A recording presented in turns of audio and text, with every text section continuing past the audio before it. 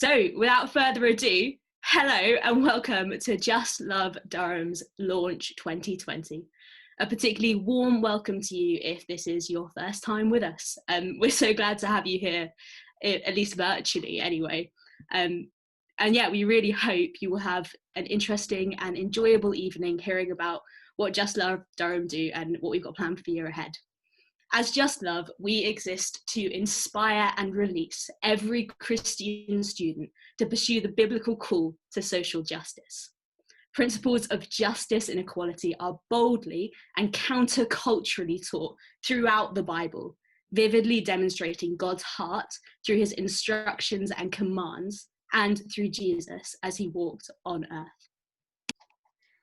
Motivated by this, we long for all students to hear and learn and be moved by the injustices that we see in the world around us, but then to act, to step out and speak up against them. From local fuel and food poverty exacerbated by the pandemic, to the global awakening, to the broad and deep racial injustices brought to light by the Black Lives Matter movement, to the crises of refugees and of climate. Just Love Durham exists to encourage, equip, and enable students in this city to discover, pursue, and make a real impact in these and countless other social justice issues during their time in uni. But beyond that, we want to empower you to do that effectively and sustainably throughout your entire lives beyond that. And we're so grateful that you've chosen to spend your time this evening hearing a little bit about that. And so, this evening, the plan, we're going to hear a talk from Josh Smedley about what it means to follow Jesus as students in Durham in a time like this. Then we're going to hear a little bit about what this term will look like, how the events will be run and how things will be a little bit different, obviously. And then we're going to go into breakout rooms and spend a decent amount of time chatting and discussing what we've heard, meeting each other and praying together. And then we're going to come back together just before about 9:30 to close. But before we do all that, we thought that we should introduce the exec to you. So we're going to go around, hear all the classic Durham stats, the exec roles a little bit about what that means, and then hear everyone's favourite place to walk in and around Durham, seeing as that's just about all that we can do at the moment. So I'll start off. I'm James. I'm a fourth year engineer from Castle, and I'm one of the co-presidents of Just Love Durham this year. And my favourite place to walk, as of the last kind of month, is the Pilu Woods, which is a new one that I've recently discovered since moving to Gilesgate. But it's very nice, a bit steep, but if you wander aimlessly in the right direction, you pop out at Old Durham Gardens, which is another beautiful place. Would highly recommend.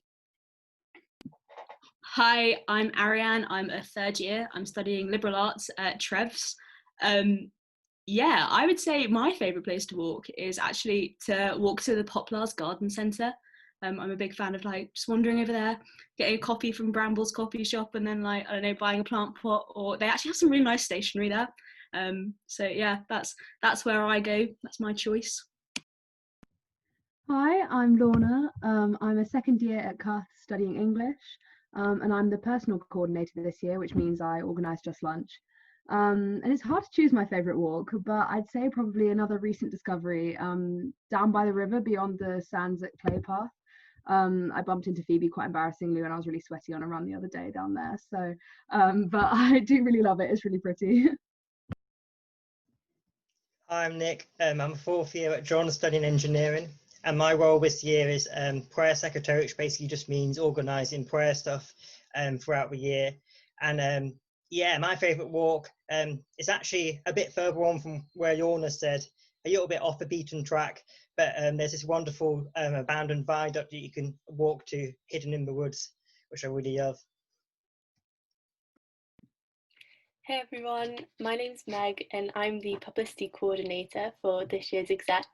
I'm a third year studying archaeology at Butler College.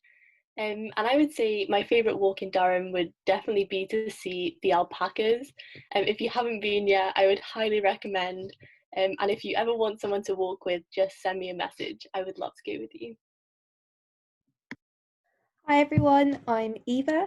I'm a third year studying international relations at Castle, and I'm this year's global coordinator. I'd say my favourite walk is Crimdon Beach, which is actually outside of Durham, but it's just a very lovely beach. And there's also usually just a lot of dogs walking around there, so I go even when it's cold and just kind of observe all the doggos. Yeah. Hi guys, I'm Georgia. I'm a second year studying theology at Butler, and I'm this year's local coordinator. So basically all things volunteering is to do with what I'm going to be doing this year. And I'd say my favourite walk in Butler is probably going, well, in Durham, but it's by Butler. It's probably the Botanic Gardens because they're right by Butler College. And Butler is far away from everything, but it's right on the doorstep of the Botanic Gardens. So I used to love it. Hi, sadly, Maddie isn't here this evening. She has got coronavirus, but she is a second year at Hillbead studying English, and she's our treasurer this year. So we wish her well. And I'm Izzy. I'm a third year at Cuth studying English, and I am the secretary this year, which I'm really excited about. So all secretarial things, that's me. We're going to hear from Josh Smedley now. He's going to talk a bit about what Just Love Durham is. He works for Just Love as a wider organisation, so I'll pass over to him. Great, thanks Izzy. Hey everyone, I'm Josh. I'm part of King's Church's ACOL community. I live up on the Sherburn Road estate, just up by Big Tesco's. I was part of the group who started Just Love Durham 6 years ago now. And I've been working for Just Love for the last 5 years. Over that time, I've had the real joy of seeing God grow the movement from just 5 groups to 25 groups and counting at the moment. I'm going to be talking tonight a bit about Jesus, a bit about our context, and a bit about what being a disciple could look like here in Durham in the year ahead. Companies spend millions of pounds and many years often crafting vision statements. The point of a good vision statement is that it gives you a crystal clear focus for what a company or an organization is about. When you're clear on that vision, it allows you to make good decisions about what to do and what not to do. It gives shape, it gives direction, and it gives energy to the whole organization. And it motivates all that you do. So, when Jesus returns from his temptations in the wilderness, having been baptized by John, and he makes his first big public declaration at the synagogue in Nazareth, we probably should pay attention because this is Jesus's vision statement. This is Jesus announcing his kingdom mission and saying, this is what it's all about. And we read that story in Luke 4, where Jesus, he takes up the scroll of Isaiah and he reads from chapter 61. And he reads that the Spirit of the Lord is on me because he's anointed me to proclaim good news to the poor. He's sent me to proclaim freedom to the prisoners and recovery of sight to the blind, to set the oppressed free and to proclaim the year of the Lord's favour. That is what Jesus' mission is all about, in his own words. It is a mission to the margins. And the language here picks up on the great theme from the Old Testament of Jubilee, the year when slaves were released, debts were forgiven, and land was redistributed fairly. It's as though Jesus is saying, all that stuff back then about justice and liberation and God's concern for the vulnerable, all of that is anticipating what I'm about to do now.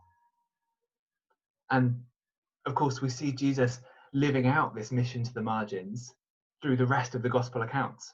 We could start by thinking about Jesus' own social location. Born as what looked like an illegitimate child, forced to flee as a child to Egypt as a refugee, growing up in a town with a bad reputation. He was part of a people group being crushed under the weight of imperial domination and taxes. Everyone expected that the Messiah was going to be this great king, an all-conquering military leader, a big, strong, powerful man, probably someone from noble at birth. But Jesus really wasn't any of those things. In Philippians 2, Paul kind of hits the nail on the head. He captures the incomprehensible scale of the incarnation, where the creator God, the king of the universe, empties himself and becomes nothing. And we see Jesus' movement to the margins throughout his ministry. Think about the people who Jesus spent his time with. Very few of them were holders of power or status or privilege in that society. And Jesus moved towards the margins by crossing ethnic boundaries. Think of the story of the woman at the well in John 4. It takes place in Samaria, and that's important because if you were Jewish in the first century, you did not go through Samaria. If you wanted to get to the other side, you went around, not through it. But not Jesus. He moves towards the margins. He moves towards the ethnic other. He moves into enemy territory. And we meet a woman who has been abused by a number of men, and he treats her with love and with dignity, and he sends her out to be one of the first evangelists. Jesus moved towards the margins as well by crossing gender boundaries. Think of the way that Jesus consistently empowered women in a culture that had very strict rules about what women could and could not do. Think of Mary sitting at Jesus' feet and learning. If this was something that only men training to be rabbis, training to be teachers themselves were meant to do. Hence the commotion it caused. But Jesus commends it. Or think of the woman who poured perfume over Jesus. The men are scandalized, but Jesus defends her and says that she has done a beautiful thing. Now, Jesus moved towards the margins as well by crossing political boundaries. Have you ever noticed that among the 12 disciples were Matthew, a tax collector, and Simon, the zealot? Now, it's hard to imagine two more polarized political stances in that first century Near East context. The tax collectors were collaborators. They got rich by sucking up to Roman power and ripping off their own people. And they were traitors, they were despised. The zealots, on the other hand, they were terrorists or freedom fighters, depending on your point of view. They violently resisted Roman rule. So something radical is going on when a tax collector and a zealot, these two political extremes, are brought together. And Jesus moved towards divergent margins and brought them into community. And Jesus moved towards the margins as well by crossing social boundaries.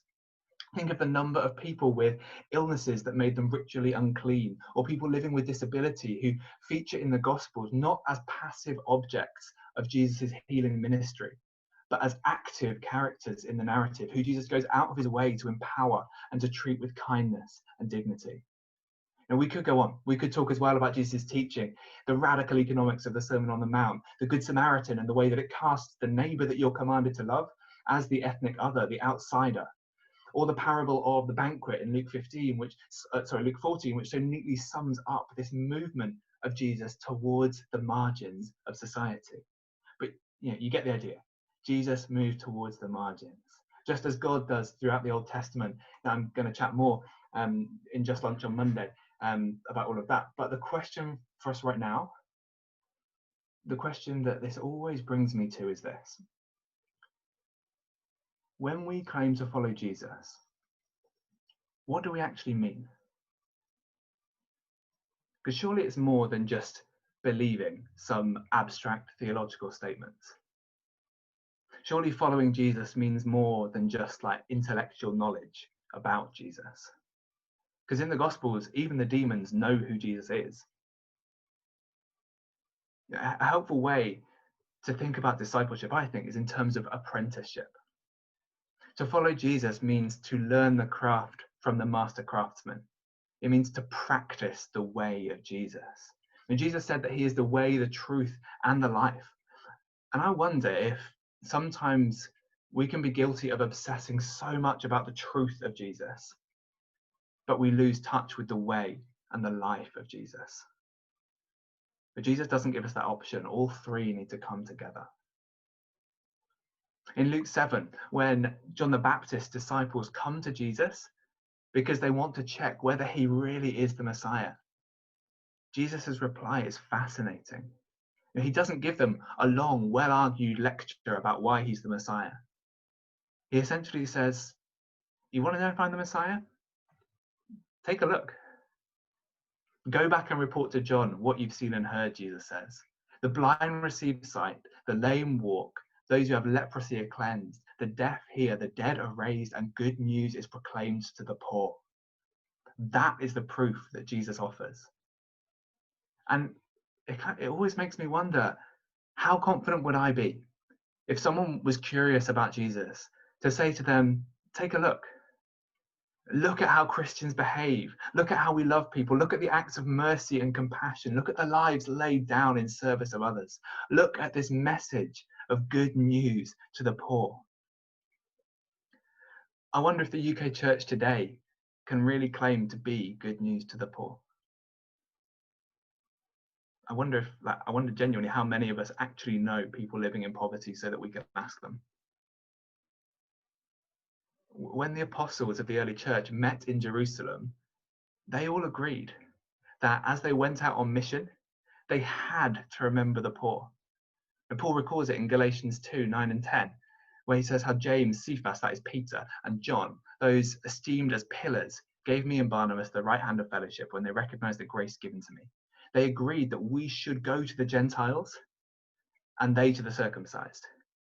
All they asked was that we should continue to remember the poor, the very thing I'd been eager to do all along.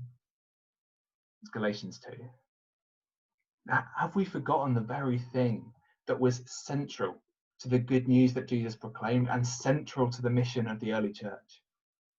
In our well-meaning efforts to make Christianity accessible or marketable, have we forgotten the poor?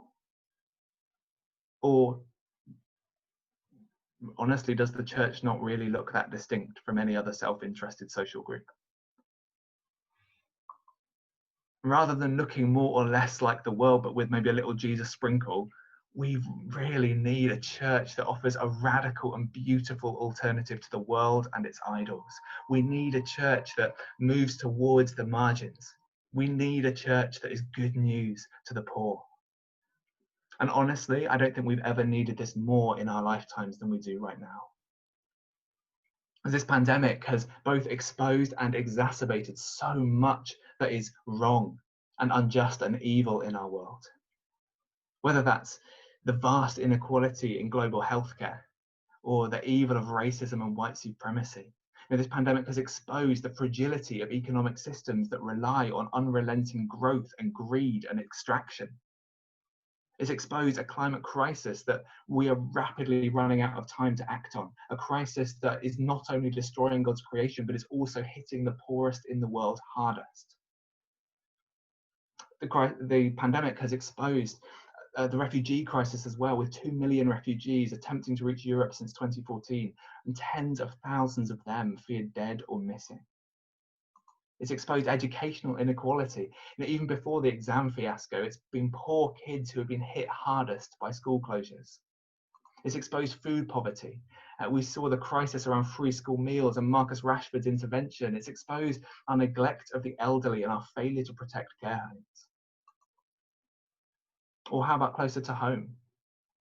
Now, in Durham, we have what I think is the widest town-gown divide in the whole country. The city centre of Durham is a bubble of affluence in the fourth most deprived diocese in the county. Did you know that less than a mile away from the city centre, the child poverty rate is 1 in 4? In the 5 years that I've been living in missional community on my estate, I've lost count of the number of young men who died from overdoses. Because honestly, there really isn't much else to do, and drugs become an escape.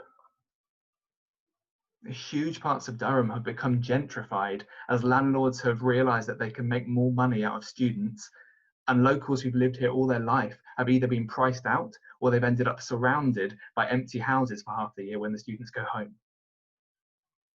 Now, among locals, there is an assumption that students come up to Durham from the south, they trash the place, they take what they can, and then they go back down south, taking the jobs and money with them. Now, this isn't to guilt you, it's not to condemn you. Please don't hear it like that, because this isn't your fault. But I do want you to know the reality, because then you can choose to act, and then we can change it. By nature of being at Durham, you are among the most privileged people in the world. And privilege is not inherently evil, but what matters is what you choose to do with it. Do you exploit it for your own gain, or do you surrender it? Do you empower others? Do you use it for good? Just Love exists because we believe that God's not okay, that there are more slaves in the world right now, probably than there ever have been. That God is not okay that we've treated our planet so terribly and brought it to the point of ecological disaster. God is not okay that in Europe we are spending 8 times more on alcohol than it would cost to provide basic health and nutrition for all. God is not okay that there are people living homeless in our city. And if God's not okay, God is not apathetic about all of that, then we shouldn't be either. Just Love exists because we want to uproot the values and the ambitions and the visions of a generation and reroot them in gospel soil, where the whole trajectories of thousands of lives are transformed in a whole lifelong pursuit of Jesus and justice. That is what we're about. Seeking justice isn't some sort of optional extra in discipleship. It can't just be for some people, and it can't just be for some other time. It is far too urgent for that. The invitation of Jesus isn't into some sort of tokenistic action or some virtue signaling on social media. And Jesus didn't love us with tokenistic gestures or with self-righteous statements. Jesus loved us with the cross. And so the invitation of Jesus is into a whole life laid down in service of others. Seeking justice is a consistent posture, not a token gesture. And in Just Love, we want to invite you into that. We want to figure out together what it could look like to seek Jesus and justice with every bit of our lives for the rest of our lives. And this is about the long game. The stuff that you get involved in now as a student, the learning, the volunteering, the campaigning, the fundraising, the praying, all of that is amazing. Go for it. But all of that is just the start. Because the whole point of Just Love is not that we do some nice things while you're a student, just to make yourself feel a bit better. That's not the point. The point is to raise up a generation and set you on a trajectory of following Jesus towards the margins for the rest of your life. You might see, I'm confident that you are going to see God do some amazing things while you're students. In the 6 years since we started, Just Love Durham students have raised over £28,000 for other charities. They've given almost 5,000 hours volunteering in the local community. They've started a winter night shelter for the city's homeless community. They've collected 750,000 sanitary products for vulnerable women. They've campaigned on human trafficking. They've campaigned on violence against women. They've campaigned on the living wage. You might see God do some amazing things while you're students. But the real impact of Just Love isn't going to be in the few years while you're at uni. You are part of something much bigger. You're part of a national movement, and the real impact is going to come in the long term, in your careers, in your giving, in your lifestyle, in your communities. Have a look at this screen right now. Look at the different faces. If you're on the speaker mode, go onto the gallery. Look at the different faces. Imagine what each person, or where each person could be in 30 or 40 years. Some of you might go into politics and you might transform it into a space of civil dialogue and reconciliation and compassion. Some of you might become lawyers and defend people who can't afford legal representation. Some of you are going to be incredible parents and you're going to raise children in the way of Jesus. Some of you are going to choose to foster and adopt. Some of you might teach in tough schools and refuse to give up hope on challenging kids. Some of you might go into business. You might earn loads and give 90% of it away to effective charities. And some of you are going to choose to move to communities on the margins. You're going to commit to a place and you're going to serve faithfully without much fanfare. Some of you are going to be on the cutting edge of the research and innovation that's going to avert a climate disaster. Some of you are going to defy our cultural idols of what success and thriving looks like. And you're going to, you might be caring full time for an elderly or disabled family member or friend in 1,000 daily acts of love. Some of you are going to start social enterprises that rehabilitate and give the dignity of work to people who've struggled to find employment. Some of you might be leading churches that serve their communities, not with tokenistic charity, but with self-giving love. Imagine if we did that. It's not going to be easy, but imagine if we did that. Wouldn't we then be able to say, like Jesus, take a look. Wouldn't our lives, as well as our words, proclaim a gospel that is good news to the poor? That's the journey that we want to invite you into. This isn't going to look the same for all of us, but it does have to be all of us. This can't just be some of us. We all have a role to play. This year ahead is going to be weird and it's going to be hard. I don't want you to hear all of this and feel like, oh, this is just another stress or another challenge on top of everything else that's going on at the moment. I want this to be an invitation. The exec are going to chat more in a minute about what the term ahead is going to look like. Well, we're going to need to be creative. We're going to need to pioneer new ways of seeking justice. We're going to need to pray like we've never prayed before, but that is no bad thing.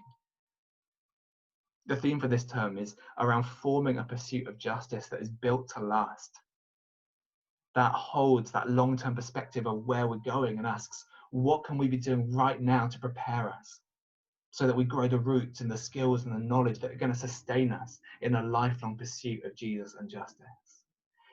That means that even if restrictions tighten, we can still be building a pursuit of justice that will last. We can still be learning, we can still be volunteering in safe ways like King's telephone befriending scheme for elderly and isolated people. We can still be forming rhythms of rest and self-care that are going to mean that we can sustain a life laid down in pursuit of justice and not burn out. We can still be making big lifestyle changes like switching to ethical banking and committing to living simply and making sustainable choices around the food we consume. These are ideal circumstances to grow our resilience muscles. And resilience isn't about grit. It's not about just trying really hard. It's not about stubborn optimism. Resilience is about agility. It's about being able to adapt and to change and to grow up through adversity into women and men of depth and character and maturity. One way or another, this crisis is going to change us. And honestly, I think you could be forgiven this year for sort of opting out. You could be forgiven for withdrawing. You could be forgiven for just kind of attempting to escape reality a bit and allowing your world to shrink into a cozy set of distractions like Netflix and gaming and social media. Things that anesthetize us from the pain of the world.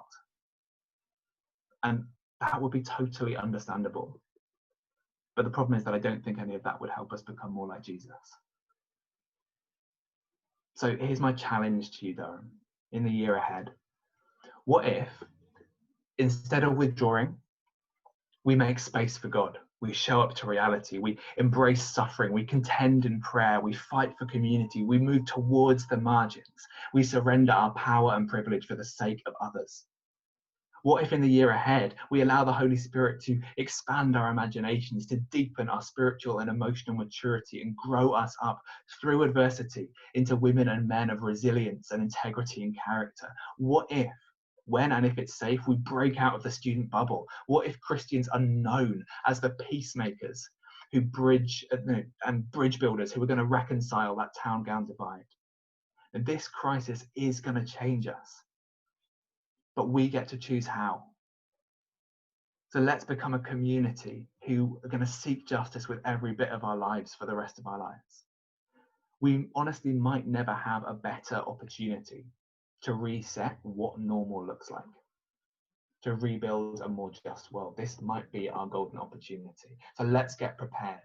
Let's get built to last. Let's set our sights on the long game and become the faithful followers of Jesus who are ready to rebuild a more just world in the aftermath of this crisis. Let's be a people who follow Jesus to the margins, a people who are more concerned about others flourishing than our own. Let's be a people who take this biblical call to social justice seriously, who dare to live free from the tyranny of materialism, consumerism, and individualism. A people who have died to self, died to fear, died to half measures and half-heartedness, and have come alive in Christ, alive to hope, alive to the coming of the kingdom, who've given up what we can't keep to gain what we can't lose and are totally sold out for the gospel. Let's become those people. Let me pray. Lord, we love you and we long to love you more. We long to become more like you. So I pray that everyone in this call would hear what you want them to hear tonight. For all those who need a challenge, Lord, let them receive a healthy challenge. But for those who need comfort right now, Lord, speak a message of comfort. Would you show us what it looks like to follow you faithfully in this term ahead? Lord, would you equip us to follow you and move towards the margins? Would we, like the apostles in Jerusalem, commit to remembering the poor? Would that not get lost in the busyness of this term?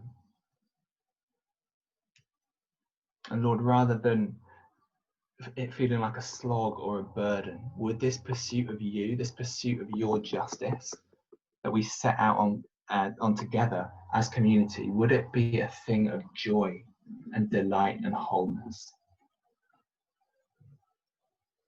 Lord, fill each of us with the courage and the wisdom and the creativity that we need to thrive in these days and weeks ahead. Amen.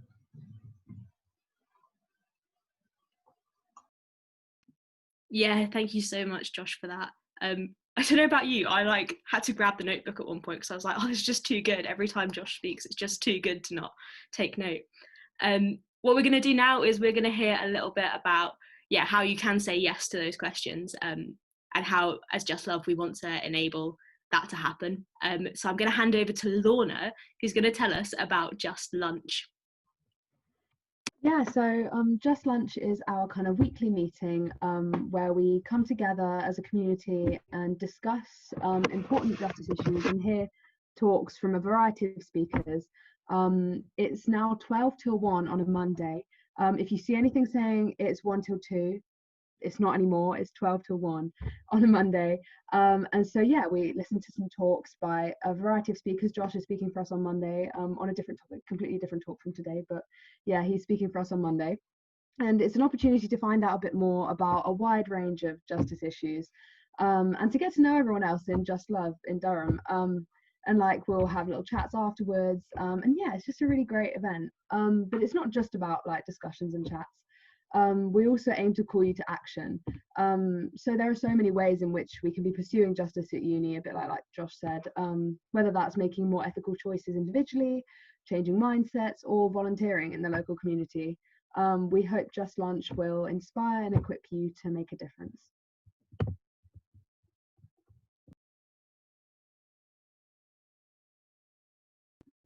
Hi, I'm Eva. I think I'm supposed to talk a little bit now about my role. So I'm the global coordinator this year for Just Love, which basically means that I help Just Love in kind of looking at Just Lunch is virtual at the moment. I just saw the message. So I'm helping make sure that Just Love is focusing on global social justice as well, while we also consider local social justice with Georgia. So my role kind of has two aspects to it. One is Just Lunch. This year we're kind of dividing Just Lunch into two parts, where some weeks we'll be looking at local things we can do to make change that lasts, but also global things. We're going to be looking at ways that we can actually change the world, which is pretty exciting. And then another thing that Just Love does to do with global social justice is we do fundraisers and campaigns, which are really exciting. Last year we did something really cool called June for Justice, which was basically us trying to figure out how to do a campaign virtually, and it worked out really well. We managed to raise £5,000 for International Justice Mission, which is a really cool charity that works against modern slavery, and we managed to make a handbook that helped people kind of shop ethically. That's all really exciting, and it's the sort of thing that we'll be doing this year. And we've got some cool campaigns coming up that we'll share more about with you, and we'd love you to get involved, because the world is there's a lot of injustice and the system is very broken, but actually we all can make a difference and we have a God who cares. And that's something that can give us hope and that we can actually hold on to. So that's about my role, and now I think Georgia will talk a bit about what it looks like to volunteer locally as part of Just Love.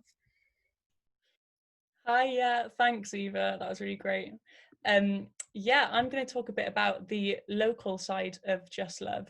So I'm the local coordinator, which means I'm the person to speak to regarding everything volunteering and local stuff.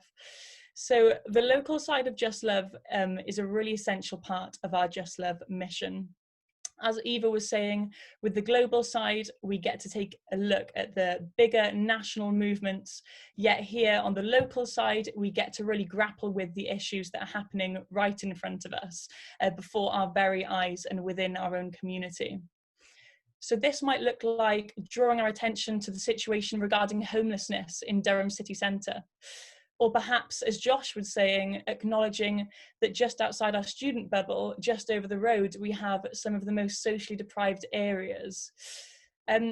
So the local mission of Just Love throughout the year will be attempting to inspire outward-facing perspectives among students in order to serve our community in a way that really glorifies Jesus and shatters the darkness of loneliness and isolation within our community.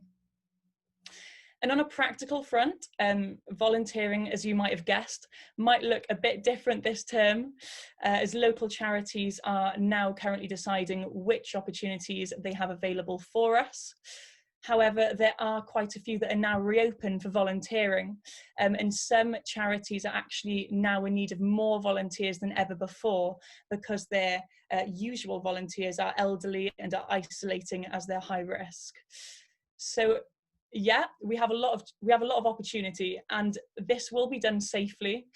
Charities are working according to government guidelines and regulations, and we care about your safety. You also have no obligation to volunteer if you don't feel comfortable with that. You don't have to volunteer to be part of Just Love, but it's a great opportunity to be getting involved with.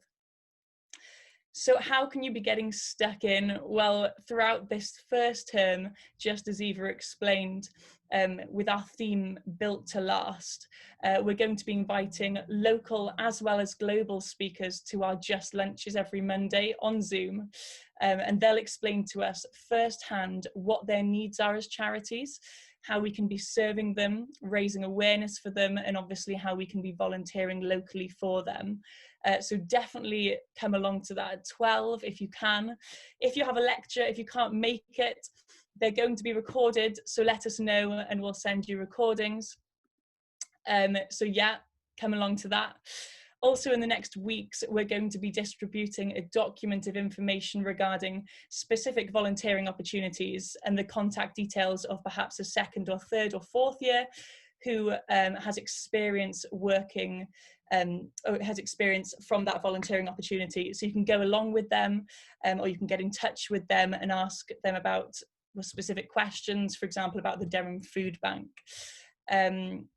Also, I'm not going to spoil this too much as Meg is going to be talking about it in a second, but through our new Just Love Family scheme, we're going to be making it really easy to be finding out about local volunteering through your Just Love Family leaders, who will be able to give you all the information you need and point you in the right direction. So we really want to make it easy and accessible for you guys. However, if all else fails, or you really want to be getting involved with volunteering now and you can't wait 2 weeks, definitely give me a message on Facebook. As you can see, my full name's Georgia Redmore. Definitely add me and give me a message, or give me an email if you don't have Facebook. I'll put my email in the chat now. But yeah, don't hesitate to get in touch. I think that's it. Thank you. Yeah, like you've already heard, we're so passionate about getting stuck into Jesus' mission of seeking justice in Durham and the North East, and being Jesus' hands and feet in loving our neighbour, practically serving the poor through volunteering and being good news and Jesus' love in action, and partnering with Jesus and seeing brokenness restored for beauty. But at the heart of it all, we realise ultimately without God, pursuing justice is just hard work and feels impossible. The exciting thing is that we don't do this adventure alone. But we get to partner with God of miracles. We get to partner with Jesus, the King of Kings, the one who defeated death itself and holds all authority and power to bring life, healing, and restoration. And because of that, all what we want to do in Just Love, we want to be filled and saturated in prayer. Prayer is at the engine of all that we do. I love the Bible story of Nehemiah. Nehemiah comes back to Jerusalem after the Israelites had been in exile, and all he sees around him is destruction and devastation, great trouble and disgrace. The ruins of the walls are being broken down and gates destroyed by fire. Maybe looking around at our world today, we feel like Nehemiah, and almost overwhelmed and just devastated by the ruins we see around us as a broken world. And Nehemiah later goes on in rebuilding the ruins and sees restoration come in Jerusalem brick by brick. But before that, before a single brick is laid, he mourns, he weeps. He is ruined by the ruins in such a way that it drives him to his knees in prayer to God, who he knows is the Lord, the God of heaven, the great and awesome God who keeps his covenant of love. And it is there in that place of prayer that God breathes vision. And Nehemiah begins to reimagine what the ruins can become. In the same way, we really want as a Just Love community to press into prayer together. And in that place of being ruined by the ruins, begin to reimagine what the ruins can become as we partner with Jesus and praying for miracles of rebuilding and restoration to happen. One of the ways to practically do that as a community is gathering together at the moment on Zoom, Fridays 12 to 1 p.m. to pray together as a community on the theme covered in Just Lunch that Monday. I don't know about you, but prayer can often feel hard, and I know I so often find it hard to know what to pray. And we as a community really want to release and equip you guys in being prayer warriors that stand in the gap for the vulnerable, poor, broken and oppressed in our society, and through the power of prayer, seeing justice, freedom and the tangible hope of Jesus come into our situations. Yeah, as Georgia mentioned, we are so excited to be able to introduce our Just Love families that will be running this year. This is brand new to Just Love Durham, and we are really looking forward to it. I'm sure that many of you are already in college families and CU families and busy with lots of other things. So we just want to reassure you that this is in no way a big time commitment. We really want Just Love families to be a space that facilitates relationships and community more easily, especially as we'll be meeting online this term, as well as linking you with someone who will check in and encourage you over the term and help direct you in volunteering and pursuing the particular justice issues that God has placed on your hearts. We want Just Love families to be a place where we can care for one another really well, and so what your family chooses to do can be personalised to fit the needs of everyone in that family.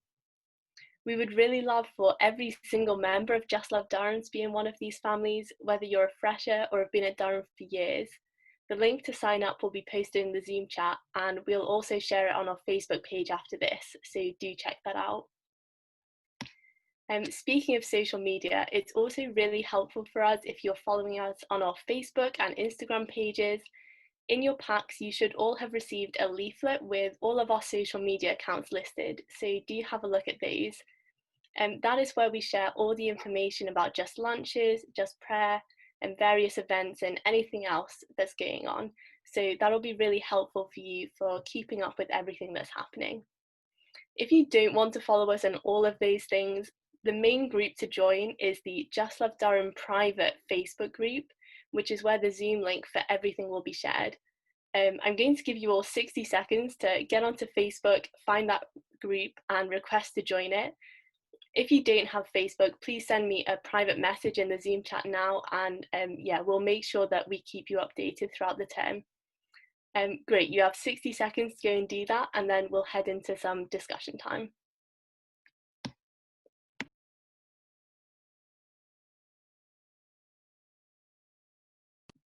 There was supposed to be some like elevator music here, so I'm just gonna like pretend to be an elevator for you all whilst you do this.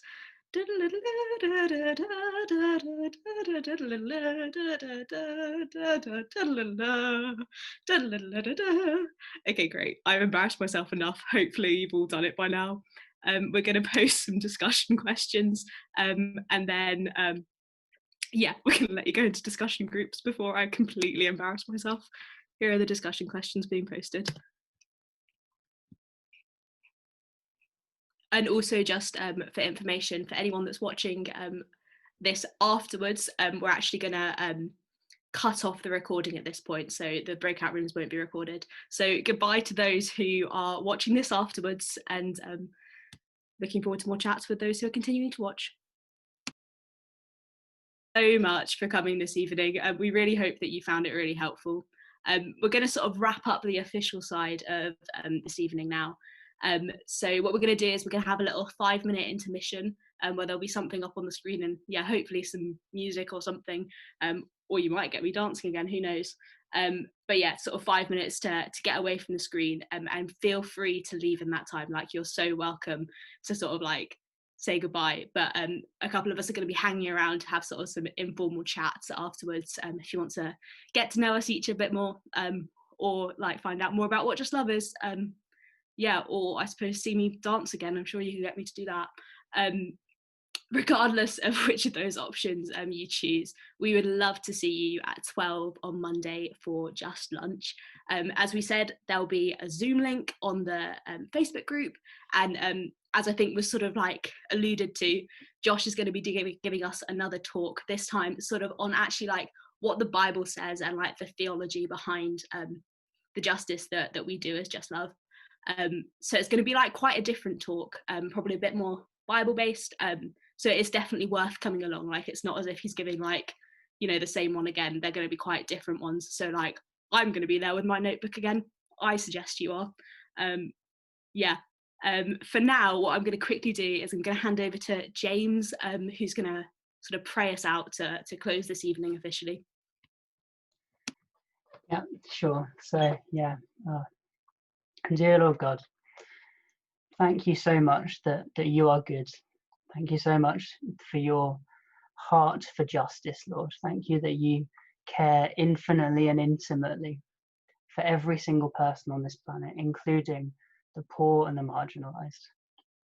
Thank you so much for every single person who's gathered here virtually this evening, Lord. Thank you for their heart for the poor and those that are outcast, Lord. Thank you for the individual passions and interests that you've put in each and every single one of them, Lord. And I pray that, yeah, going forwards from tonight, we'll take to heart what we've heard and take to heart what we've discussed in our breakout rooms, Lord, and that will power us forwards to pursue justice, Lord, as a community, following your heart, and that you'll be with us and work through us in this year, despite anything that we may come up against. Thank you that you never leave us, and thank you that you support us through it all. In Jesus' holy name, amen.